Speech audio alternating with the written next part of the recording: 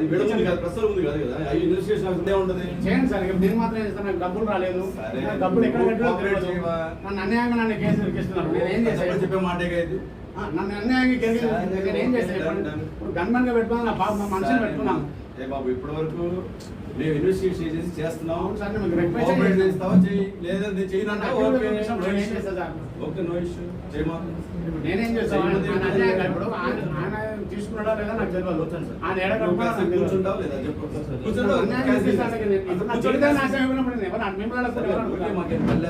నా జీవితాన్ని అన్యాయం చేస్తున్నారు. నాకు రూపాయి ఇవ్వలేదు. ఆయన ఎక్కడ కట్టినా నాకు తెలియదు. ఆయన ఏదో హోటల్ కట్టినా ఆ హోటల్ ఒకసారి ఎంక్వైరీ చేయాలి, అది మీరు చేయట్లేదు. Please close it.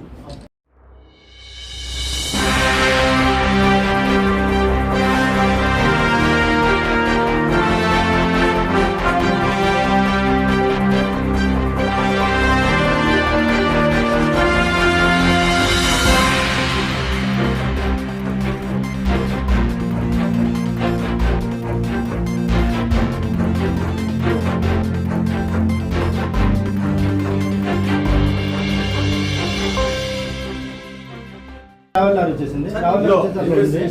ఉండేసరికి మన ఆవుల వెంకటరెడ్డి పండు వచ్చేసి కలిసాడు. ఆల్రెడీ మనోడు మన ఆర్టీ రెడ్డి ఫోన్ చేశాడు. మనోడే చూడు పంపండి అంటే సరే నేను సార్తో మాట్లాడుతున్నాను, సార్ చెప్పాను. సార్ ఒప్పుకోలేదు. రెడ్డిని తీసుకొచ్చింది. సార్ తిట్టాడు. తిట్టిన తర్వాత మనోడు అంటే సరే నవంబర్ ఖర్చులు ఉంటే చూడంటే ఖర్చుల కోసం సరే అన్న నేను ఎంతో కొంత పే చేస్తాను అన్నాడు. పే చేస్తే నీ ఇష్టం అంటే నాకు 20,000 ఉన్నాయి, ఫోన్పే కొడుతుంది, నాకు ఫోన్పే వద్దు ఏమవుతూ నేను తీసుకునేది కాదు కదా అన్నాను. అనేసరికి మా వాడు ఫ్రెండ్ ఒకటి వచ్చింది, ఎందుకంటే చికెన్ కలెక్షన్ ఉంటుంది. కనెక్షన్ కోసం వచ్చాడు. ఆయన అక్కడ ఉన్నాడు. నేను అడవాడికి సార్ నేను వెహికల్స్ వెళ్ళిపోయాము. వెళ్ళిపోయినాక ఆయన సార్ పాకి నేను సార్ పాకి చేస్తే ఆయన బూరకంపాడు. ఆయన పండు నాకు తెలియనోడు కాదు.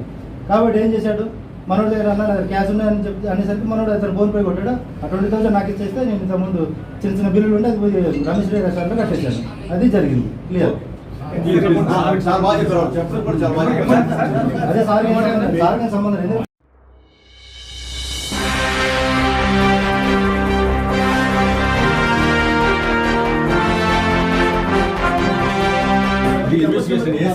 సంబంధం లేదండి.